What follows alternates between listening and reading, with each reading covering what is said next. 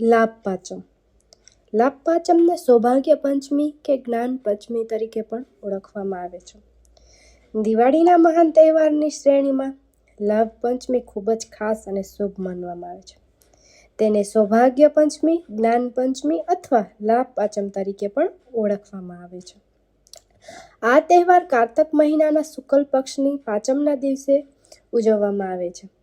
આ દિવસ વેપારીઓ અને ઉદ્યોગપતિઓ માટે ખાસ મહત્વપૂર્ણ છે, કારણ કે આ દિવસે દિવાળી પછી નવા હિસાબ કિતાબ ખોલવામાં આવે છે અને નવા વ્યવસાયિક વર્ષનો પ્રારંભ થાય છે. આ દિવસે સાચા મનથી પૂજા કરવાથી વ્યવસાયમાં નફો અને ઘરમાં આખા વર્ષ દરમિયાન સુખ અને સમૃદ્ધિ આવે છે. તો ચાલો આ દિવસે દેવી લક્ષ્મીને પ્રસન્ન કરવાના અમુક સરળ ઉપાય અને પૂજા પદ્ધતિ વિશે જાણીએ. લાભ પંચમી પર કેટલાક ખાસ ઉપાયો અને સરળ પૂજા પદ્ધતિ અપનાવીને તમે દેવી લક્ષ્મીને અને ભગવાન ગણેશના આશીર્વાદ મેળવી શકો છો, જેનાથી તમારા ખિસ્સામાં સતત પૈસાનો પ્રવાહ રહેશે. ગણેશ અને લક્ષ્મીજીની પૂજા. લાભ પંચમી પર ભગવાન ગણેશ અને દેવી લક્ષ્મીની એક સાથે પૂજા કરવી અત્યંત ફળદાયી છે. સવારે સ્નાન કર્યા પછી પૂજા સ્થળને સાફ કરો. ભગવાન ગણેશ અને દેવી લક્ષ્મીની મૂર્તિ અથવા ચિત્ર સ્થાપિત કરો. સૌ પ્રથમ ભગવાન ગણેશને દૂર્વા, મોદક અને સિંદૂર ચડાવો. ત્યારબાદ દેવી લક્ષ્મીને લાલ વસ્ત્રો, કમળ અથવા ગુલાબના ફૂલો અને અત્તર અને ખીર અર્પણ કરો.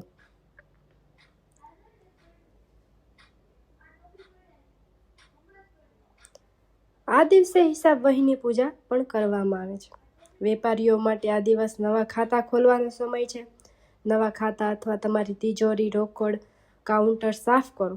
પૂજા દરમિયાન પૂજા સ્થળ પર હિસાબ વહીની પર ચોખા મૂકો અને તેમની રોલી, અક્ષત અને ફૂલો અર્પણ કરો. આનાથી વ્યવસાયમાં વૃદ્ધિ અને નફાની શક્યતા બનશે. આ દિવસે દાન અને સેવાનું પણ ઘણું મહત્વ છે. શાસ્ત્રો કહે છે કે દાનથી મોટો કોઈ લાભ જ નથી. આ દિવસે ગરીબો અને જરૂરિયાતમંદોને તમારી ક્ષમતા મુજબ ખોરાક, કપડાં અથવા પૈસા દાન કરો. આ દિવસે કરવામાં આવેલું દાન શાશ્વત રહે છે અને દેવી લક્ષ્મી ઝડપથી પ્રસન્ન થાય છે, જેનાથી ધનની સતત આવક થાય છે. ઘર અને કાર્યસ્થળનું શુદ્ધિકરણ પણ જરૂરી છે. પૂજા પહેલાં આખા ઘર અને કાર્યસ્થળને સારી રીતે સાફ કરો. ઘરના દરેક ખૂણામાં ગંગાજળ છાંટો.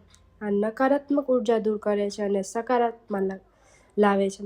સાંજે ઘર અને કાર્યસ્થળ પર દીવો પ્રગટાવીને